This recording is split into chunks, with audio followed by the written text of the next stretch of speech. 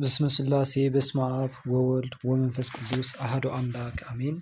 أبتي أبارتمنتي ويقع جزانتي مالتيو صالون مدقسي كشنا كراديو فالكوني جزاي كل تي أقحت جزاي قلت أميلوس كلوس فحيلو كله كنك أساس جميرو مالتي بتنتليلو كاوتي طاولا ناي صالوني حانتي كابتن أشتو صالون طفئين بفرح أكل أبح مبح كبل جمركو أنت محازاي ذهبتني بازو زمالت ناي تخلي مقمتي كم زي ناي حرق عينتيو تتخلي أبصالونا إيو زلو تاقوال قوال أرمينيا آيا صعاد آيا مالتيو سبعايا شود ناويو دويلاس تتأمتني كاو فريحة ماليان بانتن رح جيرس قربيتي إسلام إيوم سبعين سبيتن كوينوم سلسة قول عيو زلوهم كاب نابتي قربيتي كيدس كوكوحومو صبل هبن كبلو يبل بعد وصيلوس كافتي غزو اتي معصو ناي غزو مእተው እዩ ድርብ ማዕጾ ኮይኑ እታ ቀዳሚቲ ተነጺላ ሓንቲ ማዕጾ ከፊቱ ይወጽሞ ካሕቶ ክብልስ ንገዛይ ንጸገሉ ክብሎስ ባዕሉስ ባዕለይ ክነጽገሉ ኢሉ ገዛይ አቱ ካብኡ ንገዛይ ተመሊስና ንኹሉ ገዛይ ንጽጋብ ቢሉ ካብኡ እዛ እትርያ ዘለኻ ባዞ ተኽልሲ መን ሂብካ ኢሉ ይሓተኒሞ ይነግሮ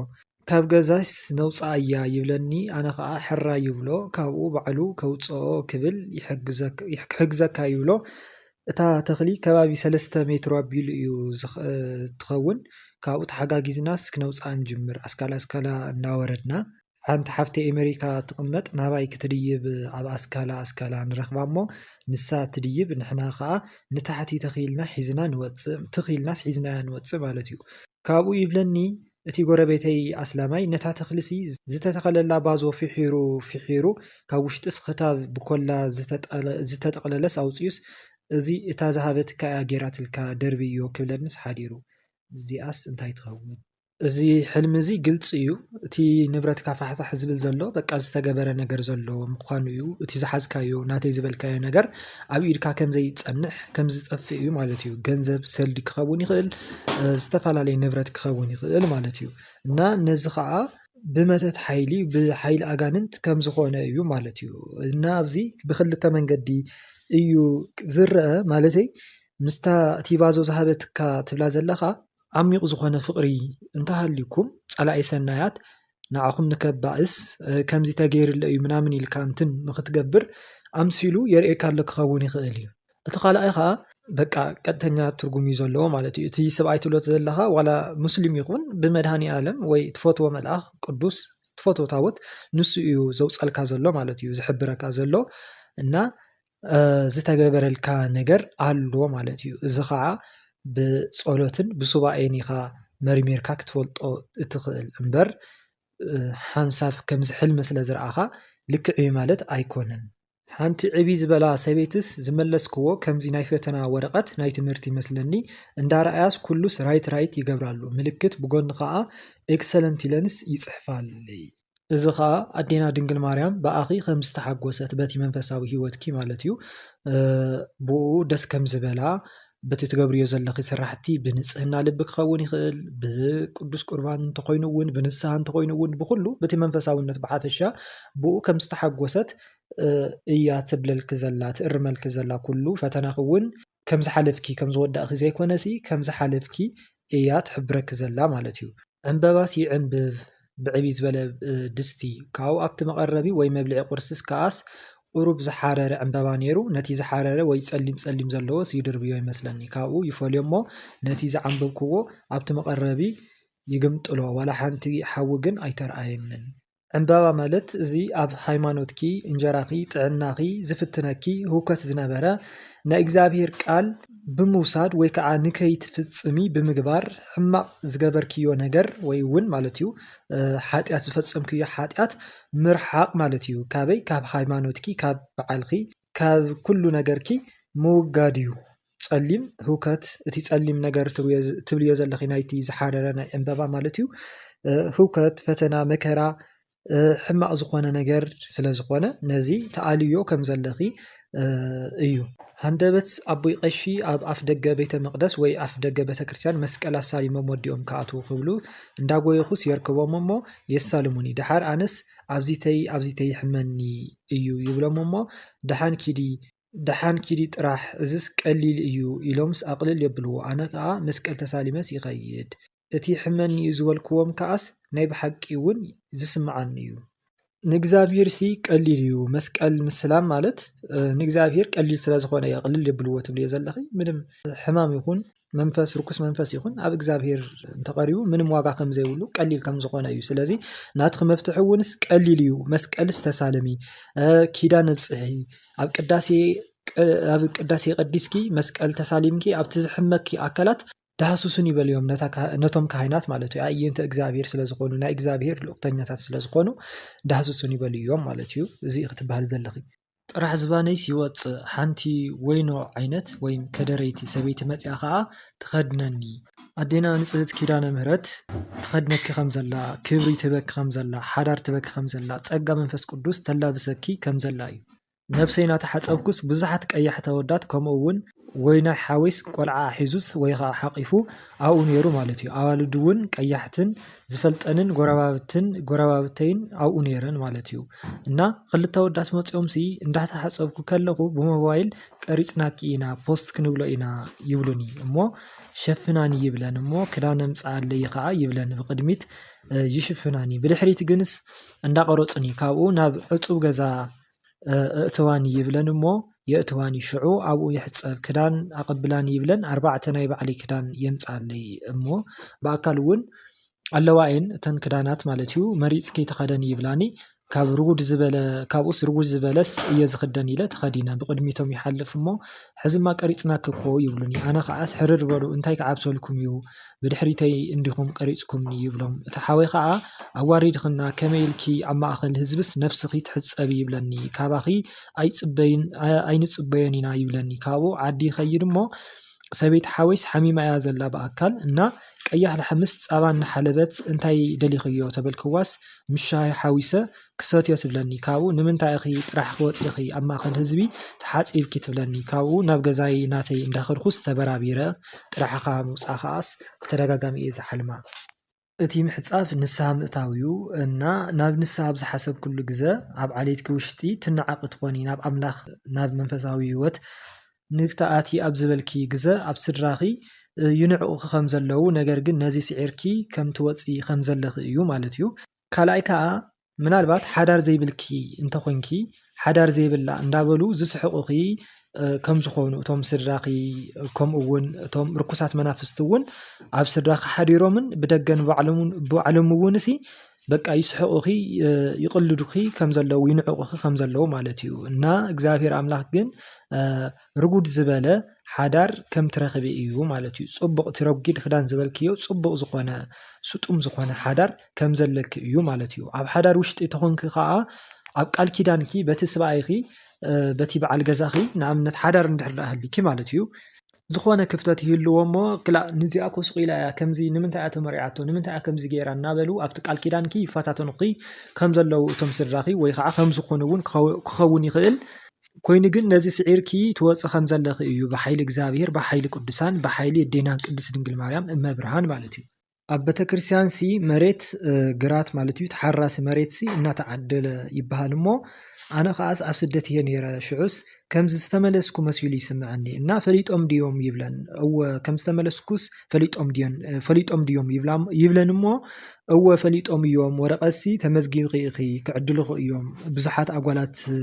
ነጸላ ጻዕዳ ተኸዲነን ነይረንሲ ኣነ ግን ጥርሐይ ወጽየ ማለት እዩ ካብኡ ሓንቲ ቆልዓ ኣብቲ ኣፍ ደገ ቤተክርስትያን እያ ነይራ ተኸድነኒ ሓንቲ ኮርናዒ ግን ጥርሓ ወጽያ ማለት እዩ ካብኡ ኣነስ ጥርሐይ ወጽየ እያዋ መሬት ሲ ክበጽሐና ዶ ይኸውን ወረፋናስ ኣኺሉ ድዩ ይብለን ካብኡ ዓበይቲ እዮም ዝዕድልዎ ዘለዉ ምናምን ይብላኒ ካብኡ ሓደ ሰብኣይ ሲ መዝገብ እንዳጸውዐ ብረቢ ኢለ እታ መሬት ምዕዳል ሲ ተደጋጋሚ እያ እታ መሬት ምዕዳል ትብልዮ ዘለኺ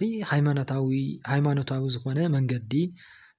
ነባር ዝኾነ ርስቲ ኣብ ቤት ኣምላኽ ወይ ከዓ ኣብ ገነት መንግስተ ሰማያት ቦታ ምርካብ ርስቲ ምርካብ ማለት እዩ ስለዚ ርስቲ ንኽትረክብ ከዓ እቶም መንፈሳዊ ፍሬታት ዝበሃሉ ክህልወና ኣለዎ ማለት እዩ ኮይኑ ግን ጥራሕ ምዃንኪ ጽቡቕ ኣይኮነን ሰማይት ኣዴና ቅድስ ኣርሴማ ትራድአኪ ከም ዘላ ትሕግዘኪ ከም ዘላ እዩ ማለት እዩ ናብኡ ንኽትበቕዒ ፈተና ተፈቲነሲ ውጽኢት ይፈልጥ እሞ 36 እያ ትብል ግን ሰብ ከይርያስ ይሓብኦ እዚ ከዓ ከመይ ማለት እዩ ማለት ካብ 136 ምርካብ በቃ ትሕቲ እንትን ኮንካ ኣለኻ ማለት እዩ ካብ 100 እንድሕር ደኣ ኮይኑ ኣይሓለፍካን ፈተናኻ ኣይወዳእኻን ዘለኻ እዚ ከዓ ሰብ ከይስሕቐኒ ከይፈልጠኒ ኢልኪ ተሓብኡ ከም ዘለኺ እዩ ማለት እዩ ግን ተሓብኡ ዝቐሪ ነገር ኣይኮነን ኣብ ቅድሚ ኣምላኽ ዝሕባእ ነገር ኮቶ የለን ማለት እዩ ካብ 50-36 እንተኮይኑ ከዓ ፈተናኺ ሓሊፍ ከለኺ እቲ መስቀልኪ ተሸኪምክዮ ኣለኺ ወዲቕካ ኣለኺ እዩ ተዓጊስኪስ ሓሊፍ ከለኺ እዩ ካብኡ ግን ሰብ ንኸይፈልጠልኪ ስውራዊ ብዝኾነ እግዚአብሔር ዝፈልጦ እንዳኣሉ ኢልኪ ብትሕትና ብኣፍ ንውዳሴ ከንቱ ከይኸውነኒ ኢልኪ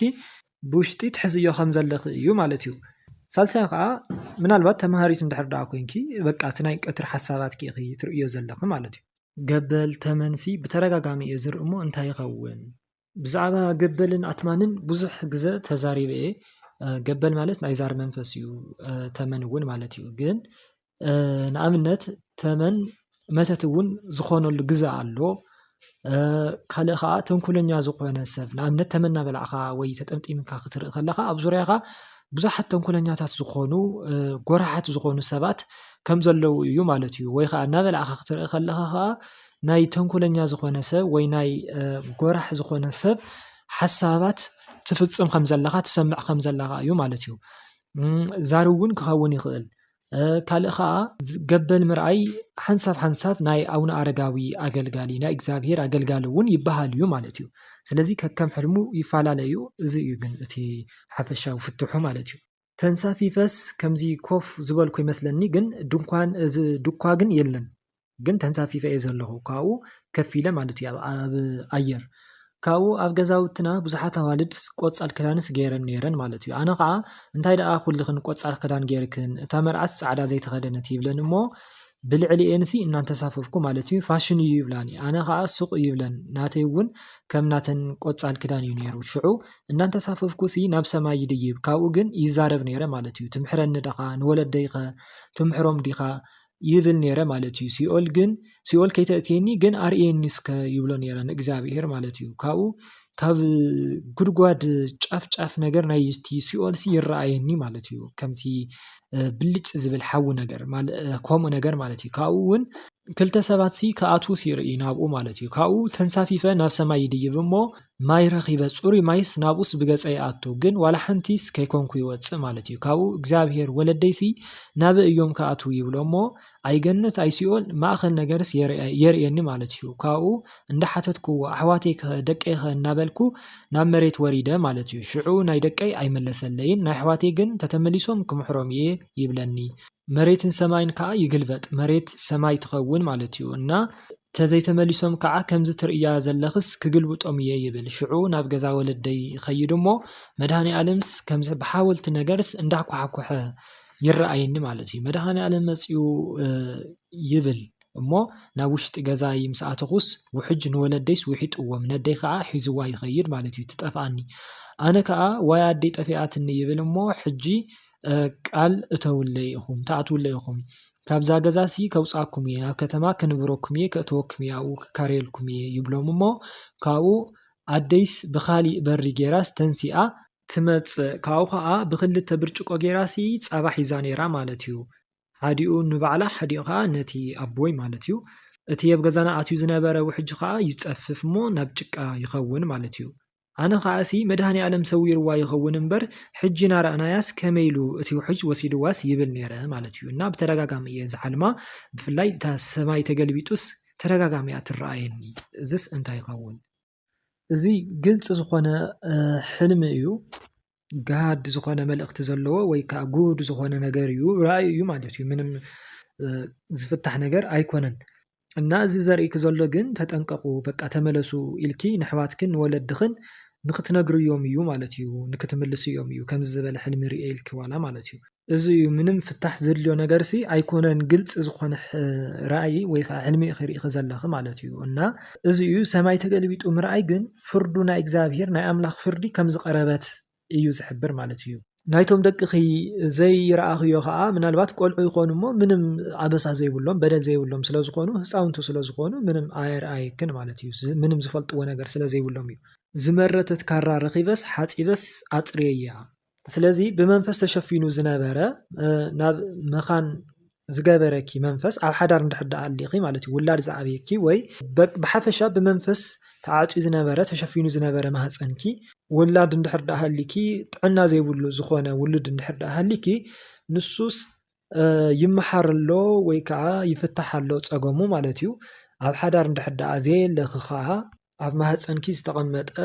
ውሉድ ንኸይትረክብ ዝዓፂ መንፈስ ከም ዘሎ እዩ ስለዚ ጸሎት ንክትገብሪ ክትርኢ ዘለኺ ወይ ከዓ ከም ዘወገድኽዮ እውን ክኸውን ይኽእል ከም ናትኪ ብርትዐ ማለት እዩ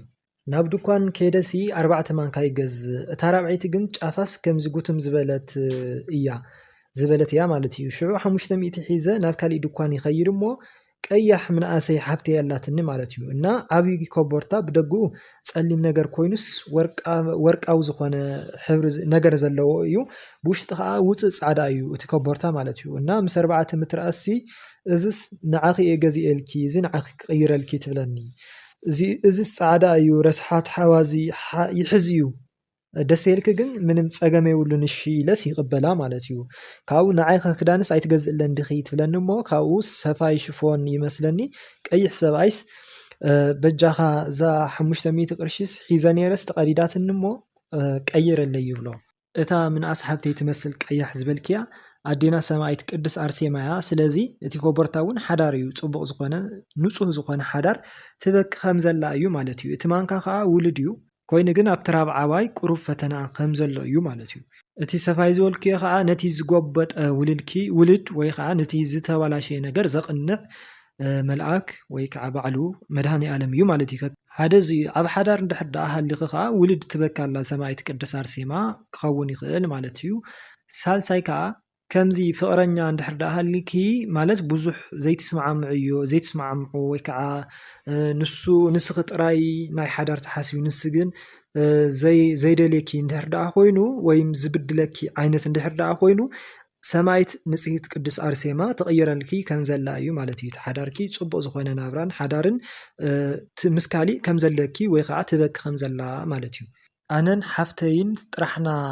ንወፅእ ማለት እዩ እና እታ ሓፍተይ ከምዚ ሻወር ትገብር ይመስለኒ ካብኡ ነታ ሓፍቴስ ኣፍቃሪኣ መፂስ ሒዝዋ ይኸድ ኣነ ግን እቲ ወዲ ኣትዩ እንዳሃለወስ ጥራይ ዝባኒ ነይረ ማለት እዩ ኣደይ ግን ትሕቲ መዓንጣይስ ጉርዲ ጅንስ ትገብረለይ ኣነ ከዓ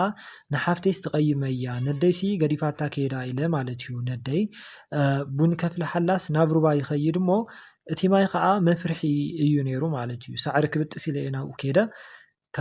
ካብኡ ኣብቲ ካልእ ኣብኡ ዝነበረ ረሳሕ ሳዕሪ ኮይኑ ኣብቲ ሩባ ዘሎ ግን ጽቡቕ ሳዕሪ እዩ ነይሩ ማለት እዩ ካብኡ ስለዝፈራሕኹሲ ንዝኾነ ሰብስ ይልእኾ ንኸምፃለይ ማለት እዩ እሞ የምፃለይ ንስውን ካብኡ ከልቢ ነይሩስ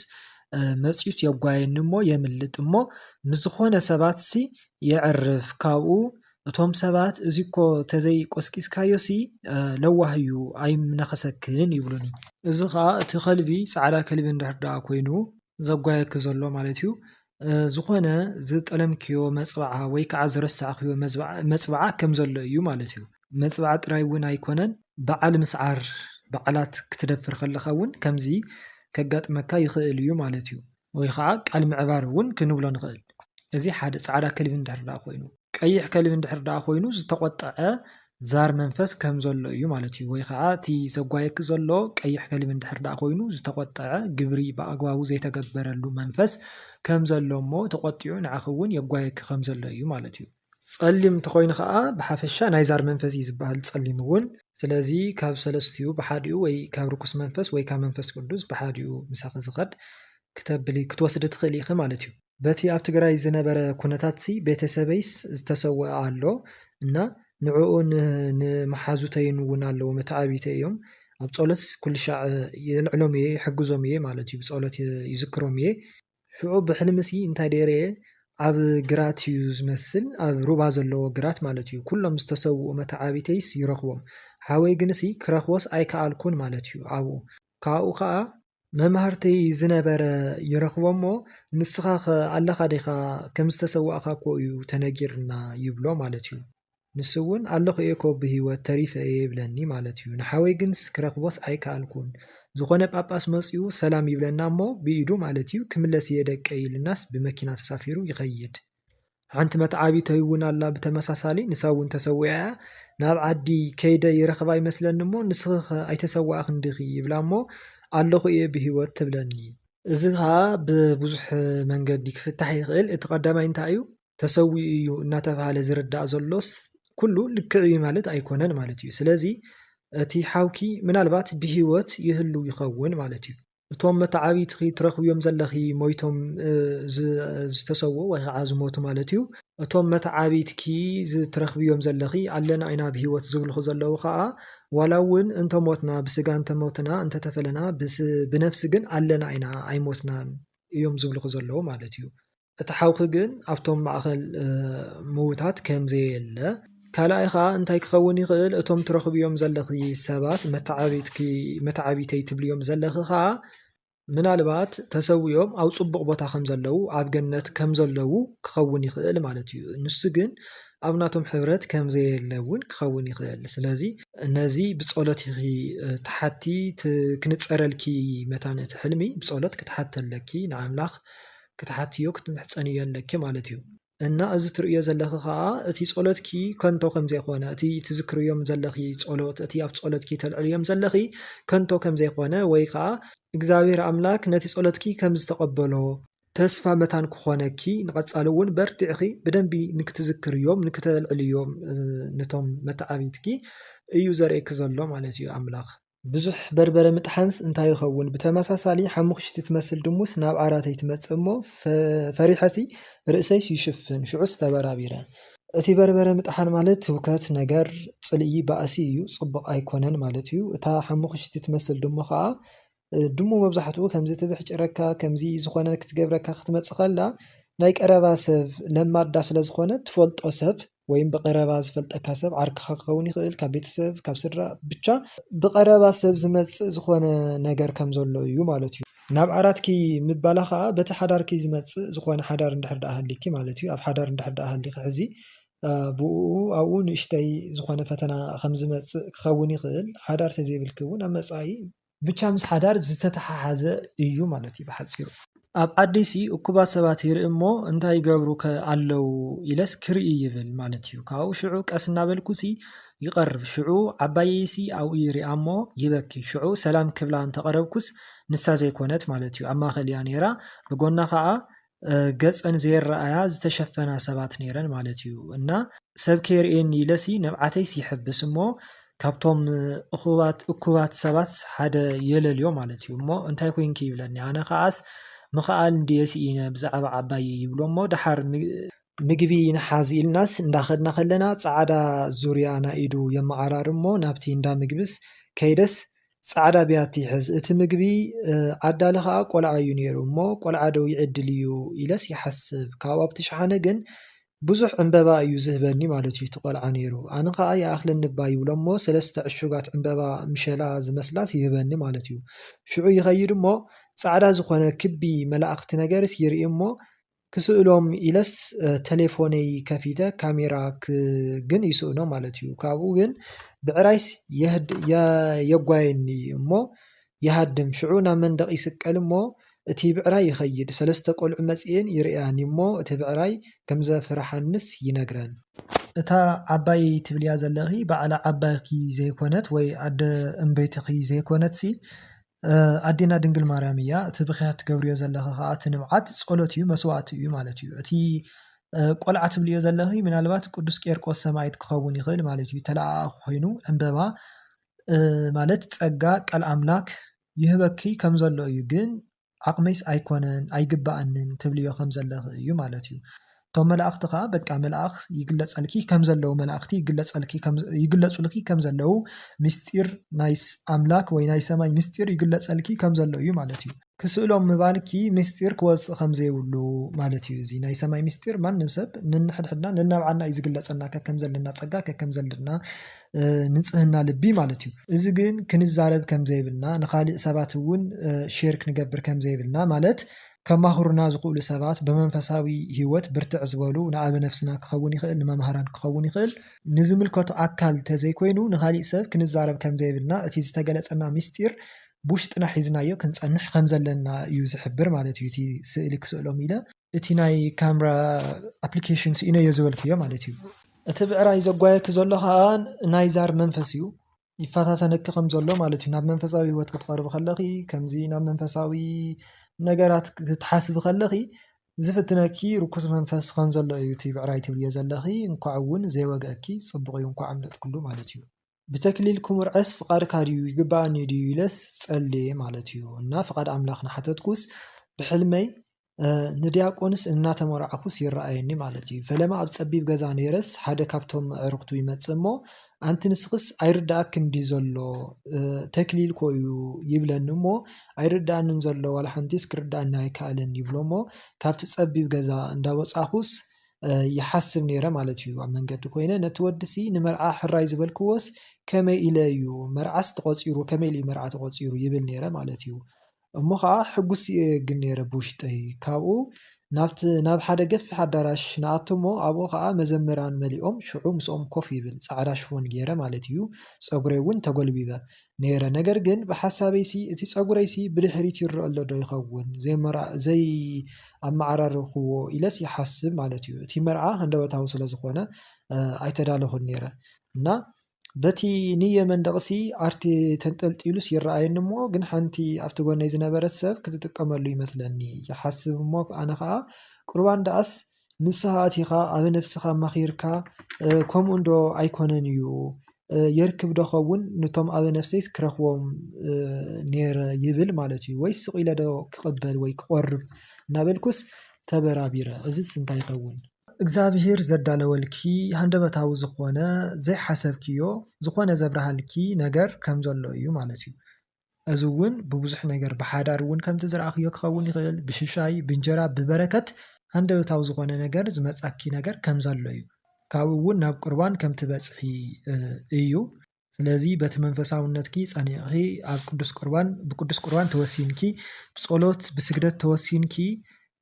ኣምላኽ ሓዲኡ ክሳብ ዝገልጸልኪ ወይም ሓደ ነገር ክሳብ ዝገብረልኪ በዚ ጸኒዕኺ ንበሪ እዩ ማለት እዩ ንሰግሮ ዶብ እንዳኸድናሲ ኣብ በሪኽ ቦታስ ኮፍ ንብል ኣነን ኣደይን ሓንቲ ሓፍተይ እውን ኣላ ማለት እዩ እና ኣደይ ኣብ ብርኽ ዝበለት እምኒ እያ ኮፍ ኢላ ንሕና ከዓ ትሕት ዝበለ ኮፍ ኢልና እና ኣንቲ በጃኺ ንዕንዶ ክውል ንበል ማለት ከይሕዙና ይብላ እሞ እኖ ዋላ ሓንቲስ ኣይንከውንን ኢና ትብለኒ እሞ እሺ ኢለስ ይሰምዓ ማለት እዩ ድሓር ኣደይስ ናይ 5 ሊትር ማይ ተሰኪማስ ምግብታት እውን ነርና በቲ ሰገር ድማ ወታደራት ይርኢ ማለት እዩ ቅድሚት ዝነበረ ወታደር እግሩ ቆራጽ እዩ እቲ ብጎኑ ዝነበረ ግን ክዳን ወታደር ጥራይ ገይሩ ኣጽዋር ኣይነበረን ማለት እዩ እቲ ሳልሳይ ከዓ ቆልዓ ነይራቶ ማለት እዩ እና ይኸብና ኣለው በጃኺ ንልቀቕ ይብላ እሞ እሺ ላሲ ትሰምዓኒ ካብኡ ንወርድ ከምዚ ሓምለዋይ ነገር እዩ ከምቲ ክራማት መሲሉ ይስምዓኒ ከምዚ ክረምቲ ኮይኑ ነገር እቲ ወቕቲ ማለት እዩ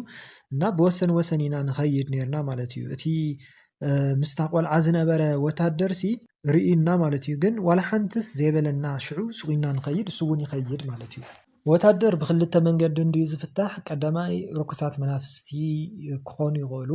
ከከም ትርኢቶምን ኣምሳሎምን እዩ ዝፍታሕ ማለት እዩ ተኻላይ ከዓ ቅዱሳን መላእክቲ ሚካኤል ወገብርኤል እዮም ማለት እዩ ግን እቲ ቆራይ ምስኦም ነይሩ ዝበልክዮ ከዓ ብርኩስ መንፈስ ስለ ዝፍታሕ ኣብ ህይወትኪ ርኩሳት መናፍስ ይፈታተኑኺ ከም ዝነበሩ ንኽሕዙኺ ብዙሕ ይፅዕሩ ከም ዝነበሩ ኣብ ስድራኹም እውን ክኸውን ይኽእል ኣዴኺ እውን ስለ ዝረኣኽየን ማለት እዩ ወይ ከዓ ኣዴኺ ድንግል ማርያም ብድንግል ማርያም ተመሲላ ተረጋጋዓኪ ከም ዝነበረት ወይም ከም ዘላ እዩ ማለት እዩ እቲ ቆልዓ ምስ ቆልዓ ዝነበረ ወታደር ከዓ ንዓኽን ከይርኤክን የዒንቱ እግዚአብሔር ኣምላኽ ከም ይሸፈኖ ወላዲት ኣምላክ እታ ምሳኺ ዝነበረት ኣዴኺ ማለት እዩ ብወላዲት ኣምላክ እንድሕር መሲልናያ ንሳ ሸፊና ከም ዘውፃእትኪ ከም ዝወፃኽን እዩ ማለት እዩ ብሓፂሩ ፀሓፈልና ሓደ ሓውና ወይ ሓፍትና ኣነ ኣብ ስደት እየ ዘለኹ ናብ ዓዲ ተመሊሰ ይመስለኒ ሓወይ ግን ግንባር ሓወጡ ደኺሙን ሓሚሙን ይረኣየኒ ኣብ ዓራት ከፍ ኢለ ከዓ ክወፍዮ ከንስፈስፍሎ ከለኹ ርእሱ ናባይ የፀጉዑ እዴይ ከዓ ሓውካ ሓሚሙ ትብለኒ ድሕሪኡ ናብ ገዛ ዓባይ ዓመት ገይረኻ ትመውት ከይድ ዓባይ ድሕሪ መጋረጃ ደቂሳ ትርአየኒ ካብኡ ብዙሕ እንጀራ ጣይታን ሕምባሻን ነይሩ ፍርቂ ቅጫ ከዓ ኣብ መንደቕ ተለጢፋ ነይራ ካብኡ ዓባይ ኣልዕልዮ ትብለኒ ናብ መጎጎ ከይደ ከለኹ ከዓ ንብረት ይረኣየኒ እሞ ካብ ሕልመይ ይበራበር እዚ እንታይ ብዝተፈላለየ መልክዕ ክንሪኦ ንኽእል ኢና ሕሙም ሓውክን ምሕዋጥን እዚ መብዛሕትኡ ግዜ ንስድራ ቤትካ ዘለካ ናፍቖት ጭንቀት ዘርኢ ኮይኑ ሓውኪ ኣብ ገለ ናይ ህይወት ፈተና ወይ ድኻም ክህሉ ከም ዝኽእል ከዓ እምነት ንኡ ጸሎት የድልዮ ምዉት ዓባይ መጋረጃን ዓባይኪ ኣብ ዓለም መናፍስቲ ብሰላም ነብሳ ማለት እዩ ብሰላም ከም ዘላን ካብኡ ዝመጽእ ምርቓን በረኸትን ከም ዘሎ እዩ ዘርኢ እንጌራ ወይ ሕምባሻ ምርኣይ ወልፊ ናፍቖት ምግቢ ዓዲ ጥራይ ዘይኮነስ ናይ በረከት ሃፍትን ምልክትን እዩ እተልዕልዮ ዝወለቶ ቅጫ እውን ካብ ስድራኺ ዝመጽእ ወይ ዝተረፈኪ ጥሪት ርስቲ ወይ ድማ ናይ ስድራ በረከት ክትቕበሊ ከም ዘለኪ እዩ ዘመልክት ብሓፈሻ እቲ ሕልሚ ድሕሪ ሕፀር ናይ ስድራ ቤት ጭንቀት ወይ በረከት ናይ በረከት ጥሪት ምምጻእ ምልክት እዩ ካልኣይ ሕልምኺ ስግሮ ደቡ ክኸይድ ይመስለኒ እሞ ነዊሕ ጎወይ ድይብ ቦርሳ ተሰኪማ ኣለኹ ካብቲ ቦርሳ ኣሰር ኣውፂአ እዚ እንታይ እዩ ኣይተረድእኒ ብዙሕ ጽሑፉ ግን ነዊሕ ጎቦ ምድያብ ጎቦ ወይ እምባ ምድያብ ኣብ ሂወትካ ዘሎ ዕንቅፋት ወይ ቀልሲ ንምስጋር ትገብሪ ዘለኺ ጻዕሪ እዩ ዓወት የምፀልኪ ከም ዘሎ እዩ ዘርኢ ኣሱር ጾማር ምስታይ ድሕሪ ጻዕሪ ዝርከብ ዕረፍቲ እዩ እቲ ኣብ ስደት ዘለኪ ጻዕሪ እቲ ጎቦ ኣብ መወዳእትኡ ጣዕሚ ዘለዎ ውፅኢት ዓሰር ዕረፍቲ ከም ዝረኽቡ ዘበስር ሕልሚ እዩ ብሓፈሻ እቲ ጉዕዞኺ ጽንኩር እኳ እንተኾነ እግዚኣብሔር ግና ሓይልን ዕረፍትን ክበኪ እዩ ሳልሳይ ዝፀሓፍኪ ሕልምኺ ድማ ሓደ ዝፈልጦ ወዲ 16 ዓመት ዝኸውን ቆልዓስ ኣብ ትሕቲ ሓንቲ ጽብቕቲ ኦም ገረብ ኮይኑስ ባናና ይህበኒ ኣነ ድማ እወስዳ ጽብቕቲ ኦም ገረብ ኣብ መጽሓፍ ቅዱስ ባህልን ምልክት ህይወትን ዕብየትን እያ እትፍታሕ ፍረ ባናና ምቕባል ከዓ ካብ ሰብ ፍረ ምቕባል ወይ ምግቢ ምውሳድ ብስራት ወይ ጽቡቕ ዜና ክትሰምዒ ከም ዘለኪ የርኢ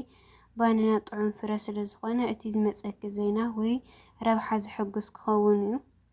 ወዲ 16 ዓመት እቲ ዝህበኪ ጽቡቕ ነገር ብመንገዲ ሓደ ንጹህ ልቢ ዘለዎ ሰብ ወይ ድማ